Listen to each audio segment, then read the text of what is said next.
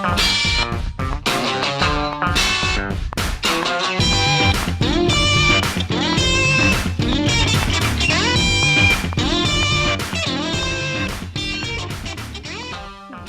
everybody, thanks for joining us this week. You know you're in for a treat when you hear that tune because it's time for another edition of the Rec Poker Podcast. This is the chats edition of the show where every week we talk to a different luminary in the poker world. We also have our forums edition where we get a little deeper into the strategy. That comes out next week.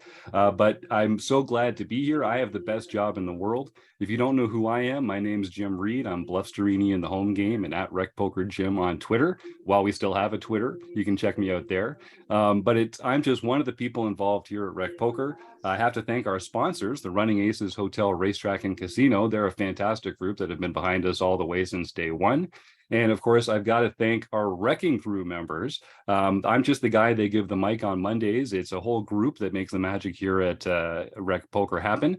And we're actually going to introduce our very newest Wrecking Crew member, Joe Coolis. So, Joe, welcome to the Wrecking Crew. And why don't you tell the folks what your handle is in the home game and where they can get a hold of you?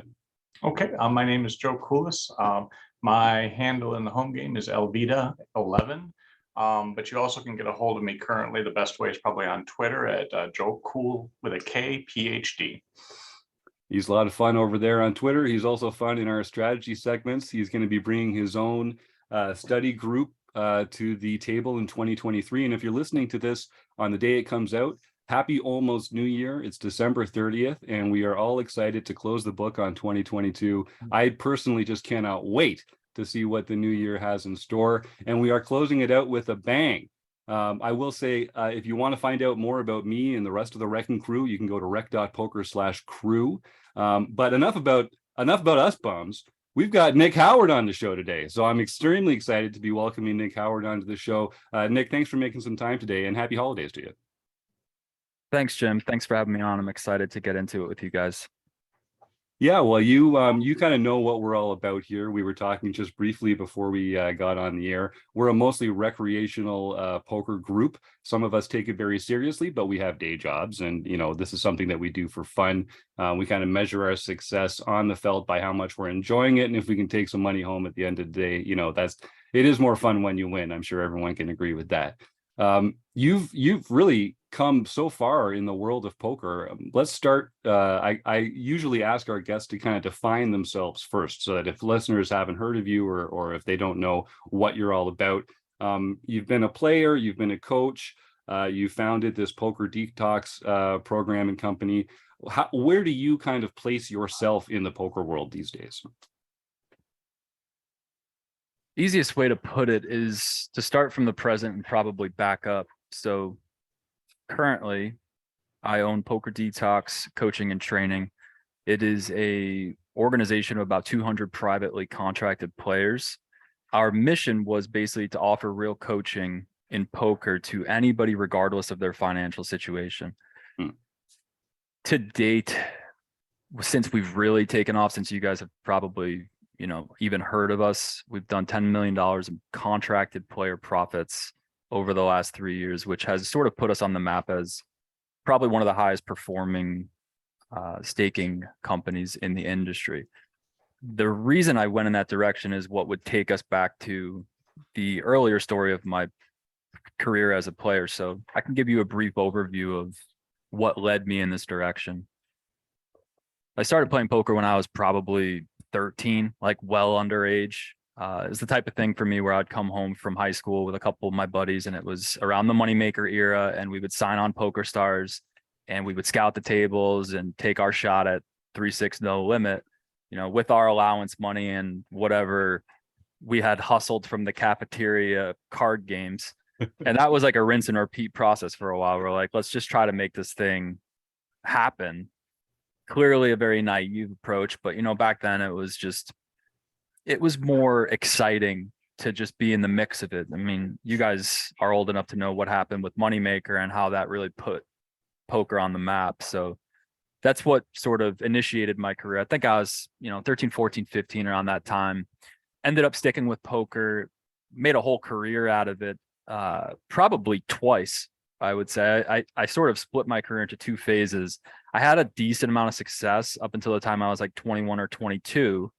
Then I lost pretty much everything because I stagnated for a while. Then I built it back again using different methods.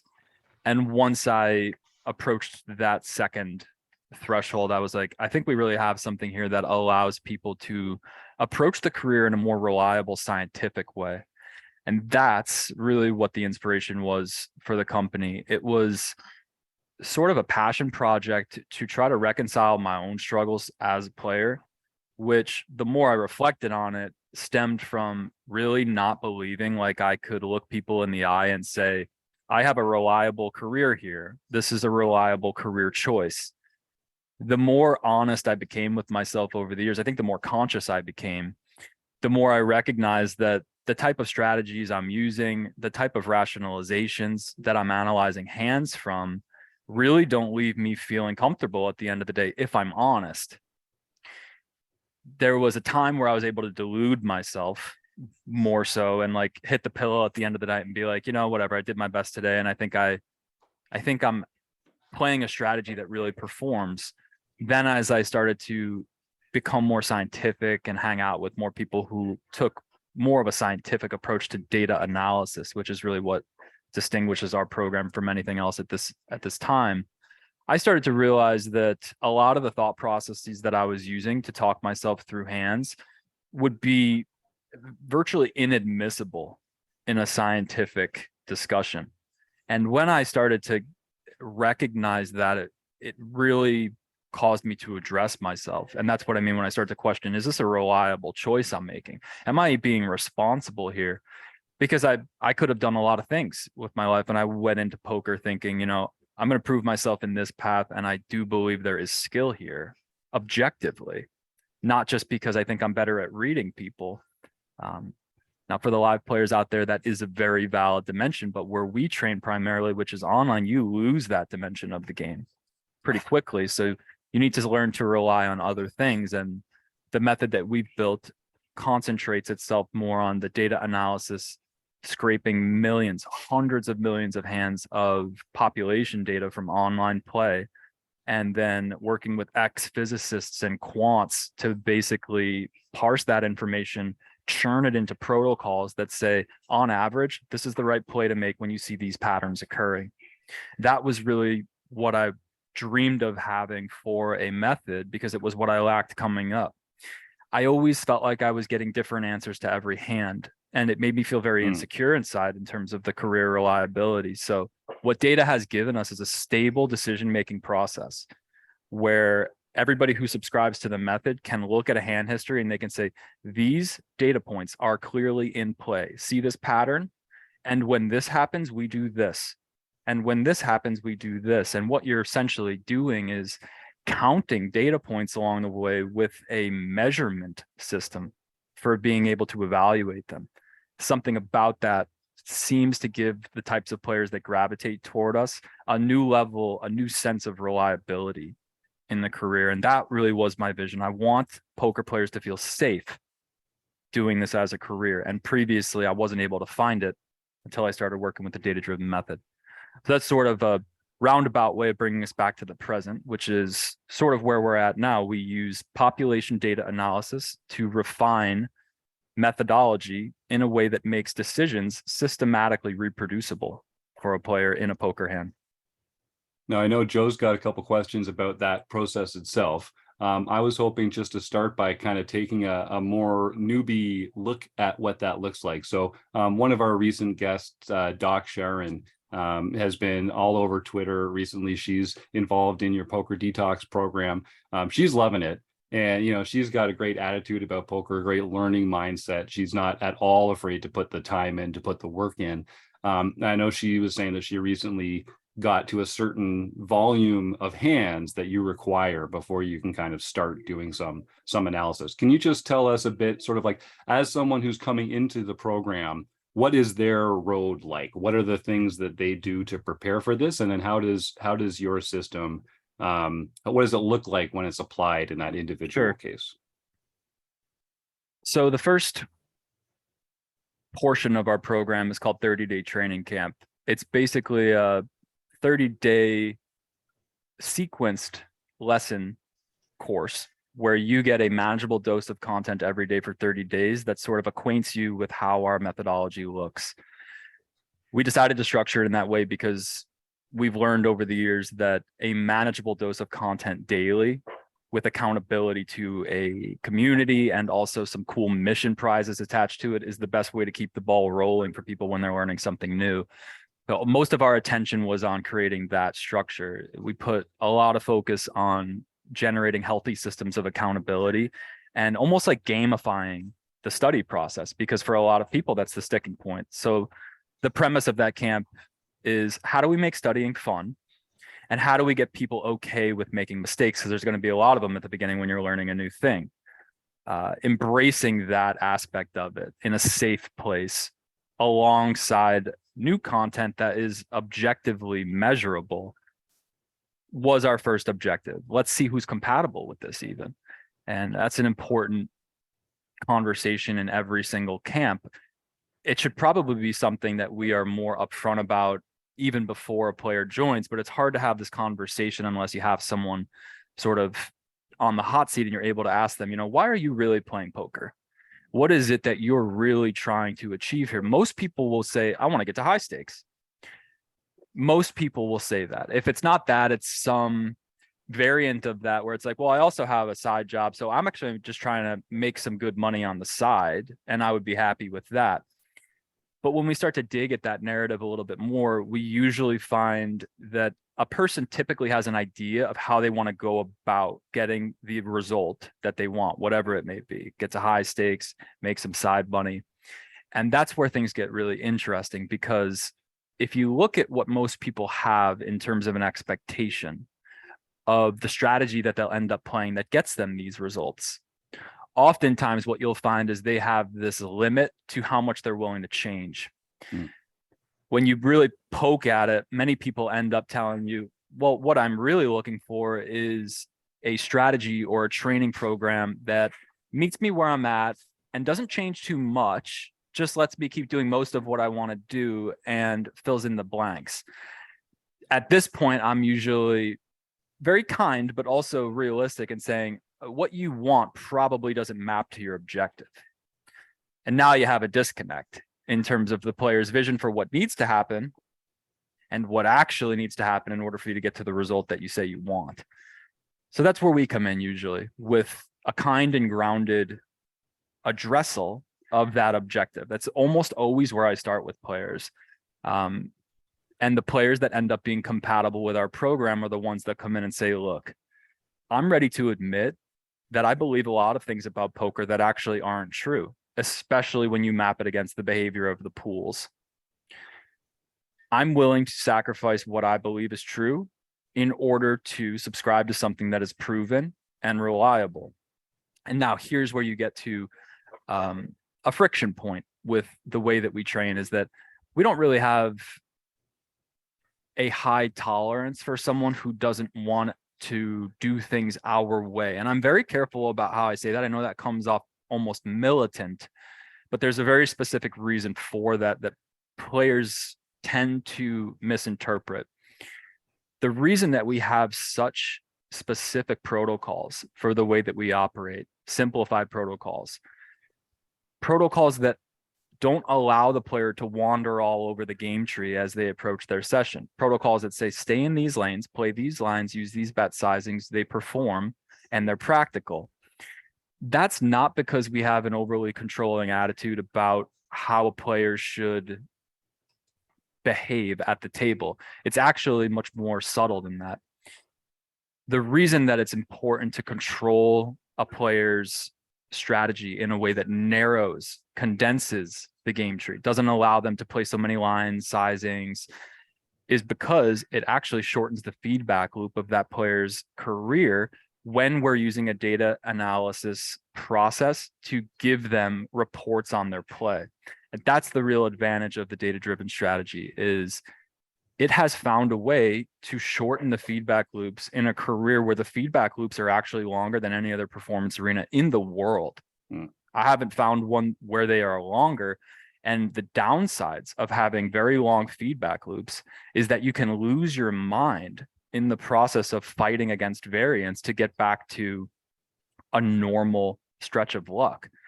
Josh Waitzkin, who was a big inspiration for pretty much everything I did in terms of how I organized methodology. He was one of the greatest chess players in the world, and he's gone on to other awesome performance-based talks. He did a podcast with Tim Ferriss 3 or 4 years ago where he was asked, what is going to be the biggest breakthrough in financial investment arenas over the next few years? And Josh actually mentioned poker, I think, in the podcast. He said the people who are able to find a way to shorten the feedback loops will prevail.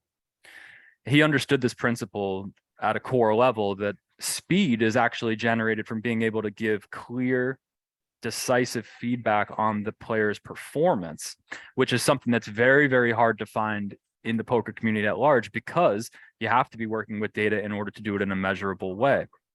So what this ends up looking like is the player plays 50,000 hands. They can submit their database. The engineers plow through it and say, you're missing your targets here, here, here. We can show you where your frequencies are off. Here's a collection of hands that shows you how it manifests in real time. Go make these improvements, play another 50,000 hands, and we'll see how it checks out against the data. That process is what really gives the player that sense of reliability that I haven't seen offered anywhere else. But it's only because I think we were the ones that pioneered data-driven strategies in a way that really tried to foster the sense of safety. So we're a bit ahead of the curve. We try to stay ahead of the curve in it, but there are other training programs and staking programs even that have now adopted this. And I believe it will become more popular, dare I even say the norm, a decade from now, but let's not get too ambitious. I want to follow up on a couple things I heard in there. So so your program is kind of like, there have been these hybrid staking / coaching arrangements for a while. I think people have kind of understood that there's a mutual investment that goes on in these situations where people are working together to better themselves and each other. Obviously, we're a big believer in learning along with other people here at Rec Poker. The opportunity cost of trying to learn on your own is great. You can learn on your own, but you'll do it faster and more effectively if you get other people involved. Mm-hmm. My question is, when you're dealing with data analysis like this, there's always a trade-off between having a very large sample size, but then also having a sample that's specific to the user that you're dealing with. So if you work with a range of students, how do you kind of tailor their feedback to the games that they might be playing? Or is it more about kind of finding a more fundamental or absolute answer that then you can sort of tweak on a case-by-case basis from there? Yeah. I avoid absolutes like the plague because I think they're typically not useful. That said, it's a bit of a paradox. So I'll start with an important distinction. Live players, I believe, have much more wiggle room to justify different types of plays at the table than online players do. And the reason for that is the live arena lends itself to a interpersonal information exchange, live reads, live tells, as we've come to call them. So typically, a good calibrated live player can be weighing the scales of a certain decision, where you guys know a lot of decisions in poker are just close. In live, you can use live reads to sort of tip the scales either way. And that's something that still draws me back to that format more than ever now that I'm retired. If I'm going to go play, I'd love to just go play live. Because not only can I meet new people and sort of network, but I can also hone these skills of being like, all right, cool. So like, I don't study as much as I used to, but the blank spots get to be filled in by me paying attention to human behavior, which is just a passion of mine. So a really good fit there. So I always start there, which is that we need to separate live and online when we're talking about how to meet someone where they're at with a strategy. Live players, I always say, and even some guys who play online, they split their time playing live. I'm like, you can do your own thing live. I will never interfere because I believe in white magic at the core. I really do. But I don't believe in it in online poker. Not nearly as much, at least. And the reason for that is you lose access to that level of information exchange that you have. So then what it really comes down to is, in an online environment, is the player willing to on board with a system that's probably going to redesign their strategy quite a bit? But the advantage, like I said, is they're going to be able to get fast, systematic, precise feedback of whether or not they're hitting their targets. that's really the buy-in point of our course. It's like, we're meeting you in the middle here. We have a proven system that we know crushes if the player is willing to follow instruction. There is room for calibrating as you get to higher levels, and there certainly is room for navigating a specific online poker pool. Caveat here, they don't play that differently. From what we found, the trends of all pools are actually somewhat standard and stable. The thing that changes is, are you playing in an anonymous environment where your screen name is not visible, or are you playing in one where you have to be a little bit more careful about how you present yourself? It's kind of the way I put it. Like, when you're playing, an aggressive exploitative strategy, which is what we recommend as our baseline, on account of seeing that the data shows the pools have gaping imbalances. Think of this as sort of like a vacuum approach. If we were just going to play one hand for the rest of our life, we would go all out and exploit to the max. But once we add in the fact that we're going to show up to the same game with people who know who we are, we have to learn how to fly more under the radar with how we exploit people. So that's the real art of the strategy for players who play in known environments. But I'm not sure if you guys were aware of this already, that about half of our team plays on Ignition, Bodog, Bovada, and that is a semi-anonymous environment where basically you can sit down, play 50 to 100 hands, kind of go as hard as you want within reason, do whatever you want to the table, abuse the table, max exploit the table. And then by the end of your session, it's like you close your tables and the next day starts all fresh again. And nobody really gets this continuous information exchange that they can use to adjust. So, roundabout way of answering your question, but I think it builds context around how we sort of make distinctions between different environments. It's really about what level of information exchange is available here to the opponent. We started off with live, where it's like live tells is a huge thing. That means you get a lot of more creative freedom to use that.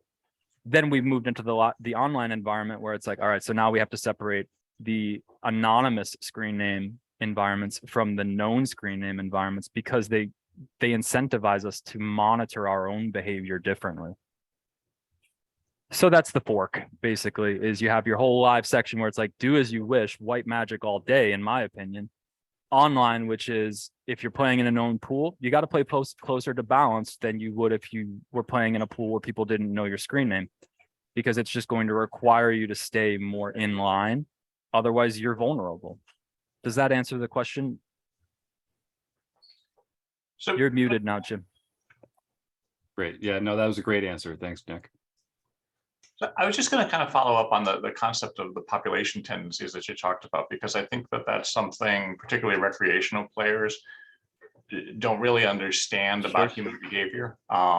And particularly with the focus on GTO recently, that oftentimes is removed from the equation, right? There's just these general ideas of fold too much, bet too much, and you just got to figure out which. But what you're really talking about, if I read your pamphlet correctly, is that you're trying to figure out what the tendencies are that people don't always even understand about their own behavior in pressure situations, and being able to understand those variables and then use them effectively in developing the strategy. Is that a fair characterization? It is. And it's always easier to start just from the most zoomed out perspective. The free ebook that you're mentioning was a chance for me to give an overhead vision of what the poker environment as a market looks like from a bird's eye view. The more we zoom out, the more we're able to see with data analysis that the market has certain trends that, simply put, trend passive. When we measure the human behavior of the real player pools versus the solver behavior, which we now have the capacity to map and hold them side by side, what we consistently find as a common theme is that the solver tends to fight harder for the pot than the human player does. And so it leaves you with this macro framework that you're able to work with to say, okay, in general, people are too passive at the poker table. People fold too much. They don't fight for the pot enough. And what that allows you to do is start from a general principle that says, so how am I going to gear my strategy in a way that exploits that? I talk about risk tolerance enough because I think it's actually probably the most important indicator of a poker player's success. if you think about why it might be so important in context of the way the market leans, now that we know that aggressive players have a structural advantage just because they're entering a market that trends passive, that should be potentially one of the things that we pre-select for when we're looking for a player who might have a high performance ceiling, because it's extremely hard to get a player to overcome the psychological biases that cause them to trend risk averse.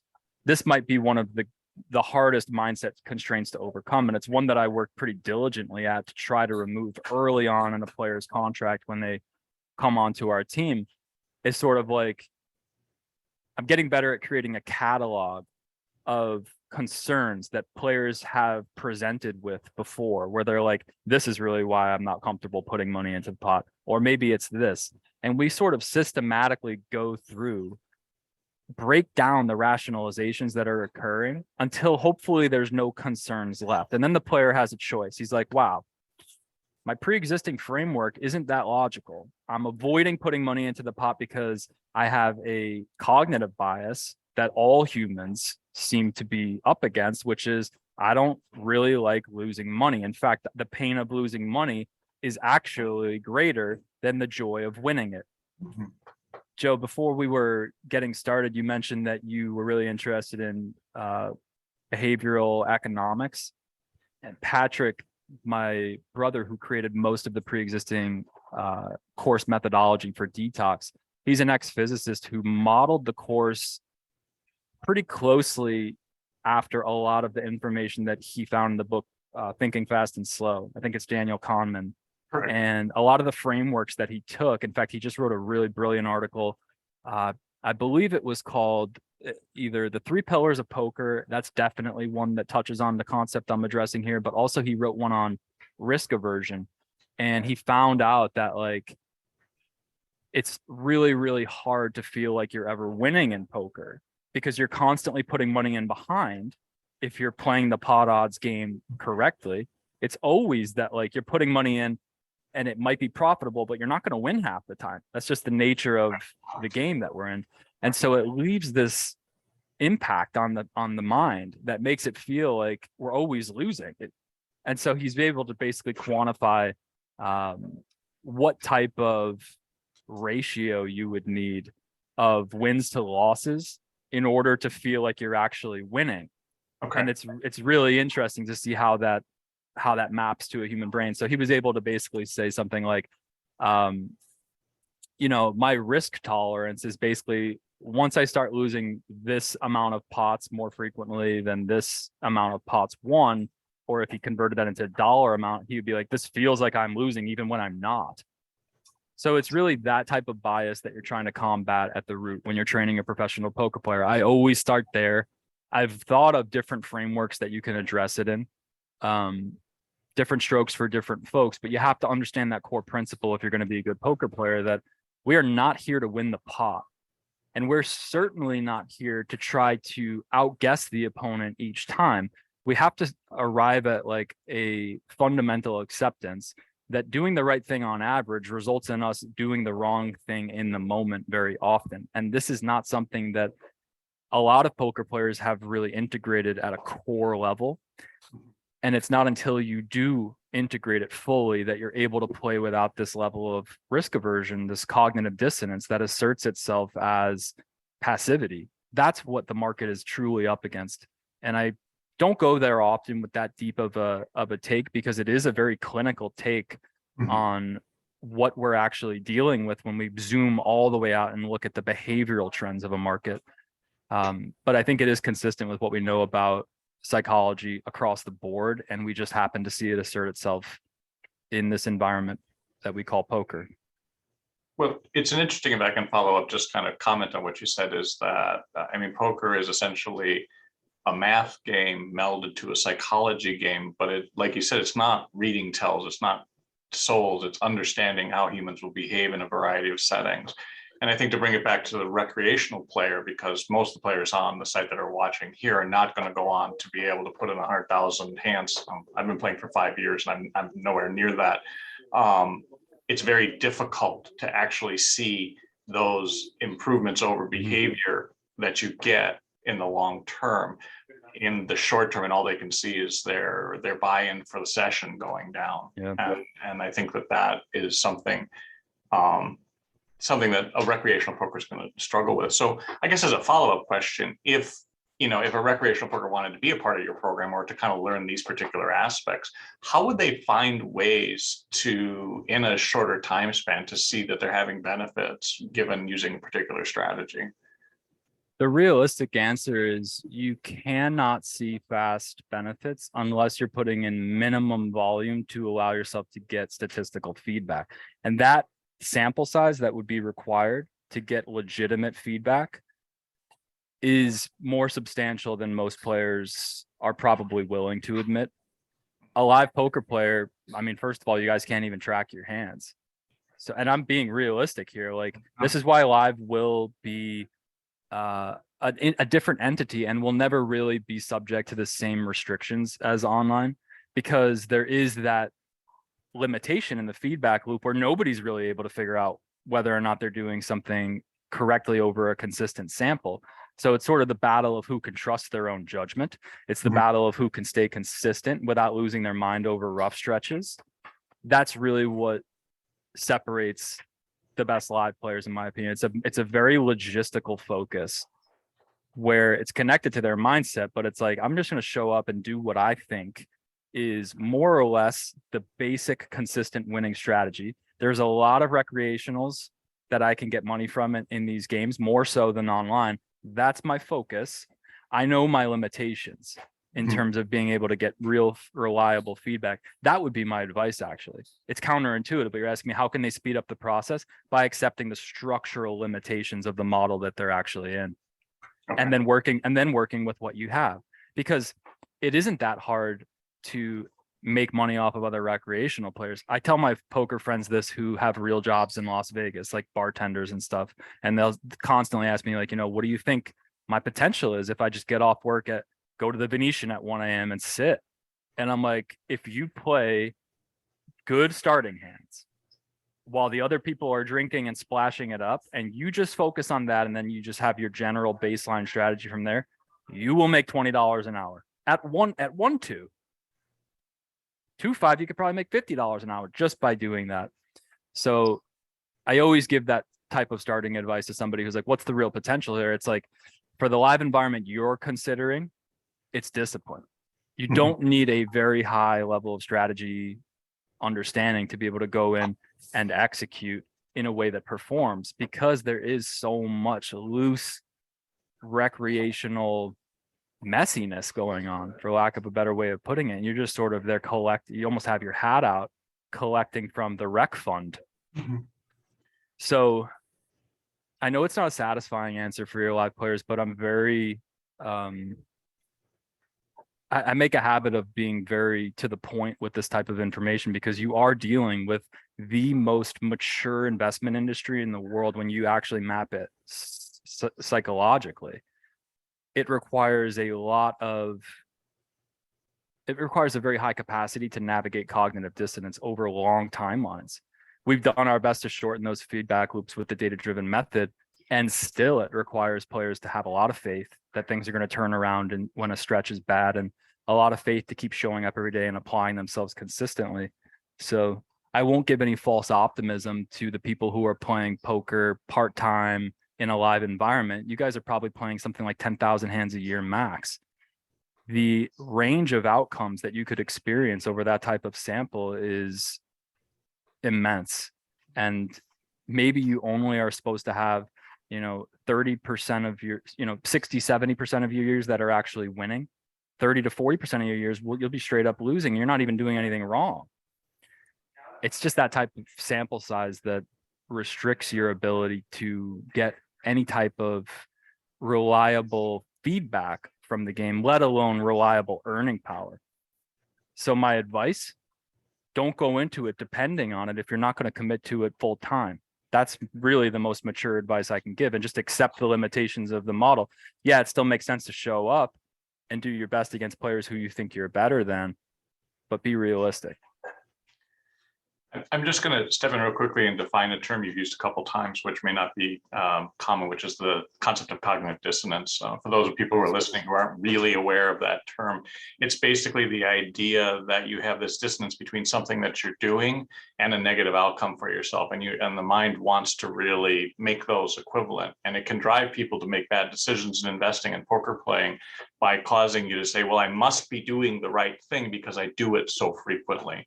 And solving cognitive dissonance in the sense of being clear about it is going to make you a better player going forward, because you're not actually biasing your own and making negative moves or negative behaviors in order to resolve that discomfort with a particular outcome. So I may be playing well, but I'm losing money, so therefore I need to fix that. So I will play differently in order to change the dissonance, which doesn't always work. So Thanks for the clarification. I need help with that sometimes because I definitely fly by stuff that needs a deeper look. sure. So look, Jim, I didn't want to, do we still have time for me to ask one more question? Yeah, of course. Please.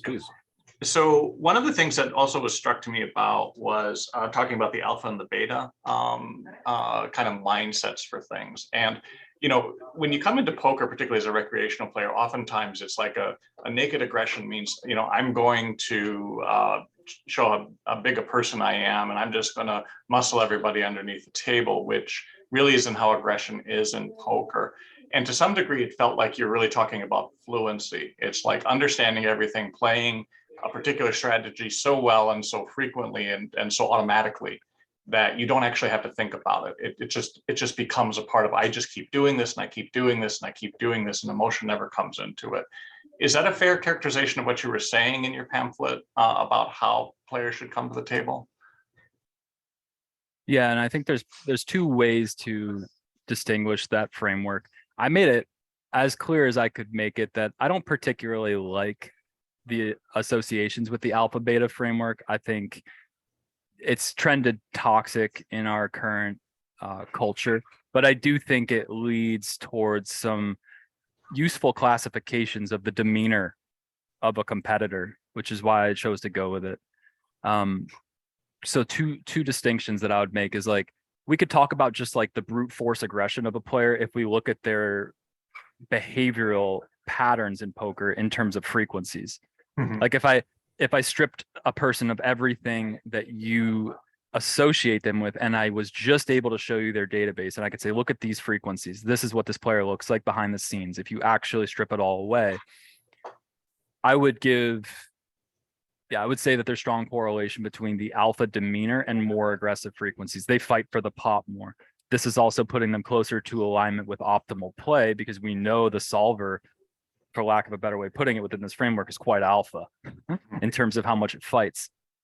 Then from there, the other quality that I would say represents an alpha quality to me is the ability to conceptualize time and actually lengthen the time horizon in a way that can align the behavior with something that's more mature and consistent in its approach. Oftentimes you hear like the marshmallow test that they give the children to see if they're able to like delay gratification, and it's supposed to be a key performance indicator for like investment maturity amongst other things. But that's really what we're looking at here, is like your ability to conceptualize time and get into harmony with time in a model that the mind really does not want to agree with every step along the way.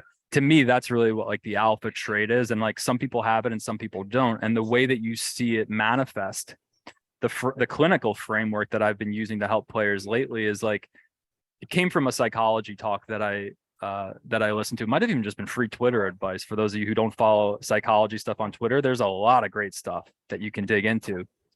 This particular therapist said something like, all good psychology work is just about identifying the zones in which a person is extreme in their belief system and moving it kindly back to a secure zone.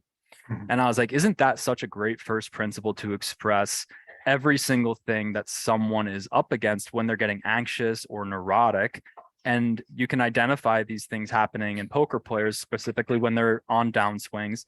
It's like they feel like they need to change so much at once, and there's this urgency behind it. And what do I do? Do I change this thing or this thing? Oftentimes, the alpha mindset or the secure mindset is just much more like, no big deal. This is just noise. This is variance. We're going to stick with the program. We're secure here. We're not going to overreact. That's really the energy that I feel behind the alpha mindset, is like, it's just non-reactive energy. And it really takes that, if you're going to play this career long term, in a way that's mature about it and understands the ebb and flow of variance. I think it's probably the biggest distinction in separating a high performer from the rest of the pack. So I'm going to let Jim jump right back in. And again, just because this is kind of the role I was hoping to do in rec poker, when you looked at the marshmallow studies, a lot of them were done in, I believe it was San Francisco originally, but or maybe it was Stanford. Originally, I thought it was a characterological aspect. It was like something built into somebody to be able to put that off. And those studies more recently have been shown to not really hold together very well. And so, to your point, but not that it's not important, but the ability to do it can be something that can be taught rather than something that's innate to the individual. So. I won't argue with it. I make way more money if that's true. Please let it be true that we can train risk tolerance. Well, delayed gratification is certainly risk tolerance is more amygdalar. And so people have varying different degrees of that coming out of the womb. And I think for some, it can be much harder to mediate that. But psychologists, we make our money by, as you said, moderating that to a degree that is manageable for them. And so if you can teach a player to reduce their anxiety at the table, then they can be more fluent in terms of the strategy that they and the A game that everybody talks about. It's a great point. They're actually more connected than they seem to be, because by helping them relax, usually you put their nervous system into more regulated states and they can actually increase risk tolerance naturally. So Jason Su is probably a good connection. You guys had him on recently, and like, that's really where his method overlaps with my performance method. It's just like, how do we work with how you're feeling immediately? Because we can, stack performance benefits right then and there. No, I love that. Well, Nick, you've been really generous with your time. I've got one more question to take it right back to the recreational streets. And then I know you're going to offer a discount code for our members, our listeners, to come and sign up. You've got a new course coming, so we'll talk about that. My last question is, so I think at Rec Poker, we know where we are in the poker world. We're not pros. We're not trying to play professionally. We're not going to be the most experienced player at the table, but we're going to be more thoughtful, more studied, more savvy than a lot of the other recreational players out there, because we take it seriously and it's more fun when you win. We've talked before about how, if you're at a table of 9 players, there's going to be some players there that are better than you and some that are worse than you and some that you're kind of equivalently skilled with. I think people get the sense that they have to be the best player at the table in order to really crush that table. But the truth is, as you've alluded to in the past, that really playing against the worst players is usually your biggest source of profit. The pros, they mostly play defense against each other. They're kind of in a reciprocal chip trading arrangement, just because neither one's making bigger or more mistakes than the other. Capitalizing on the mistakes that the less experienced players make is a great source of profit. So I guess my question to you is, as a lot of our listeners are going to be the more recreational players at that spot, what are some of the main problems that they have, some of the biggest leaks that they have? Like what are some ways that they can maybe play a little defense at the table when they're playing at a table where they might feel like some of the players there have an edge on them? Sure, that's a great question. The highest impact advice I could give is to stay in control of your starting requirements pre-flop. There's a joke we have in the company that if recreational players ever started playing good pre-flop ranges, we all might be out of a job pretty quickly. Because if you think about what that does to the rest of the streets, if they were to just start playing sounder from the jump, it fortifies their strategy on every next street, because this imbalance that they tend to create pre-flop, which is just to play way too many hands, that bleeds into every next street and it compounds itself. So knowing that, if you make sure that you don't start wildly chasing pre-flop hands that you shouldn't be playing, you eliminate that leak from occurring in your game. That is probably the biggest edge you have, just in terms of a sweeping statement, assuming that you have like a baseline understanding of how to navigate post-flop. that's one of the biggest differences right there. And that's the thing I was saying. I tell to my bartender friends, I'm like, just go and play strong starting hands. It's the most reliable thing that you can do. Keep coming back to that word because I think it's really what everyone is looking for when they're at the poker table, whether they're conscious of it or not. It's like, I want the reliable method that's going to make sure that I'm giving myself the best chance to win because it is more fun. So that would be the first thing I would say. Don't even worry about the fact that, you know, you're not suited to battle against some of the better regs. Again, take a realistic approach. That's what they do for a living. They're going to be in there. They're more calibrated. Try to just play your standard game and don't deviate that much. It's okay if you find yourself needing to bow out of pots against them. It's okay if you're a bit too passive against the best players in the world or the best players at your game. Because remember, they make as much money as they do because they know where to be aggressive and they got really good at it. This shouldn't be your objective. To your point, Jim, the biggest perspective shift that you can have is that you can be the third best pro at the table, but you can have the highest win rate at the table if you're the best at exploiting the recreational players. And this is something that we got really good at with our method and sort of what we're known for. We have the most profitable recreational protocols in the world because we've scraped the data and said, this is how they behave. Just to give you guys a pretty big takeaway from the data, it's no secret at this point. Recreationals, fish, I don't know if it's appropriate to call them that, but we use it sometimes. They do a lot of things that they shouldn't do in terms of betting hands that are technically too weak. And I'm not just talking about bluffs. I'm talking about like they'll bet a lot of weak pairs sometimes that should actually just be hands that are checked. So if you look at how that changes your incentives to play against fish, you should be doing a lot less folding when they're betting. You should be defending a lot more pairs on the river when you face bets. It might not come as natural to you to hear this information, but going back to what I said at first, you believe things about poker that are not true until you work with data. So I'm not saying this is a universal truth, but there are many parts of the game tree where if you're up against a recreational player, the difference in how you would behave if you were able to see all the data is you would start defending weaker pairs when facing a bet. This is the fundamental principle I can give the users that will provide immediate impact if you actually stay consistent with it. But oftentimes, you know, we hear people say, I did it a few times, it didn't work. And it leads to stuff I post on Twitter where I'm joking and I'm like, you know, every 6 seconds a player gets called by bottom pair and he changes his entire strategy. These are the type of things that we have to try to avoid if we're going to be strong marshmallow competitors. That's great. All right. Well, you've got a new course starting in early January. So I think if folks are listening to the show when it comes out, they've got a week or a little less than 2 weeks to get involved. Tell us a little bit about what that course involves and how players can get signed up for it and to get more involved with it. Sure. It's a crash course in motivation alongside 30 days of lesson content that are manageable. 30 minutes a day, something to get you rolling in the direction of feeling like you're gaining momentum and actually building your knowledge of the game. We use a data-driven method. It may not be something that most of you are used to, but we do see it as very useful in terms of balancing whatever framework you're already using. So we don't really take a strict approach to the camp. It's sort of like view it as menu items, ingredients almost that you can add to your menu if they feel like they resonate. We stacked it with guarantees, so you don't even have to make a decision. Just get in there with the guarantee, make a decision once you're inside and you see everything that we're working with. And then if you end up liking it, we have opportunities for you guys to join on with longer private contracts. CFP, coaching for profits, is what that's there for. It's the highest performing players from our camp will end up getting offers to upsign to those types of private contracts if that's your flavor.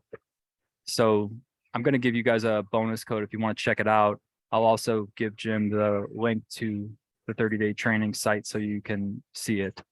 We'll use balance as the bonus code. That camp is closing doors on January 7th. So you got to get in by then if you want to make it into the next flight.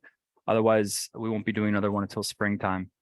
Just want to say thanks, guys, for giving me a chance to elaborate on some of this stuff. I know it can be a bit heavy with all the science involved, but I really appreciate Joe being able to be here and kind of like slow me down and deconstruct a lot of it. Yeah, It was great. One of the things I love about the Wrecking Crew is we've all had this success in other parts of our lives, and we get to bring that mindset into the poker world. This game that we all love so much. Joe, do you have any parting thoughts before we let Nick roll on out of here? No, I just wanted to say thanks for letting me kind of pepper you with some questions and get into the weeds a little bit about this stuff, because I think it's pretty interesting. I hope that the rest of the Rec Nation does as well. Anytime. Well, Nick, thanks, Joe. Folks, if you're listening and you want to get involved, you can use the code BALANCE to get signed up by January 7th, and I'll include that and a link in the show notes here. Nick, if Twitter still exists in 2023, is that the best place for people just to look you up personally, or how do you like people to say hello and to tug your ear?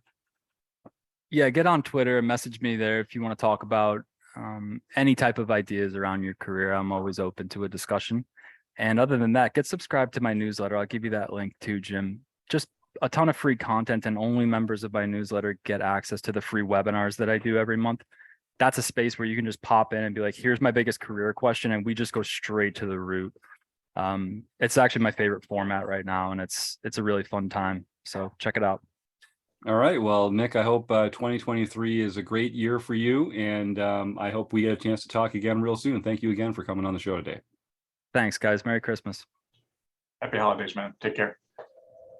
All right. Well, I know we've been looking forward to that one for a while. Nick was kind enough to come and share some time. We did record this one just before the holidays. So like I say, if you're listening to this on December 30th, I want to just say Happy New Year to all of Rec Poker who's out there listening. It has been a crazy year, Joe.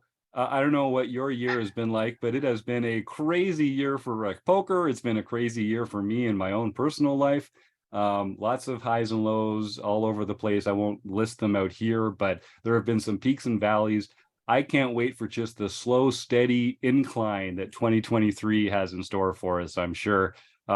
Looking back right now, I'm so proud. We just passed our 1,000th member at Rec Poker, or just at the time of this recording. I think 1,001 people had signed up, which is pretty mind-blowing. That's pretty crazy to think that over 1,000 people have come on up and signed up for a free community account at Rec.Poker. They're enjoying the home games, the podcast, the forums, the Discord channel, the free videos on YouTube, all the great stuff that we do there.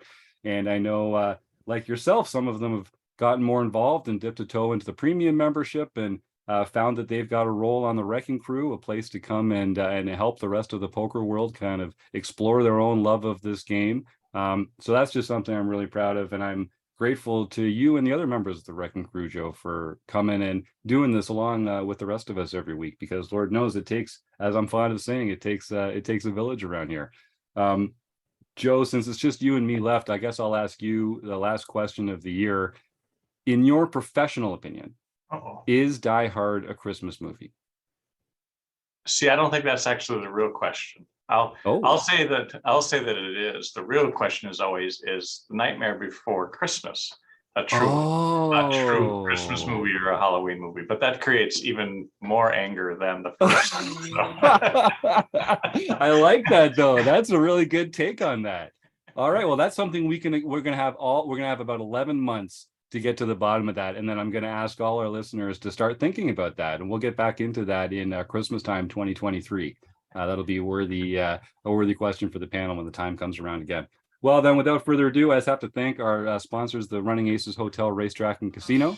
I want to thank Nick Howard for a great show, Joe Cool for joining us here on the podcast tonight, everyone else on the Wrecking Crew, all our premium members, and you, the audience. Thank you so much for your support. See you next year.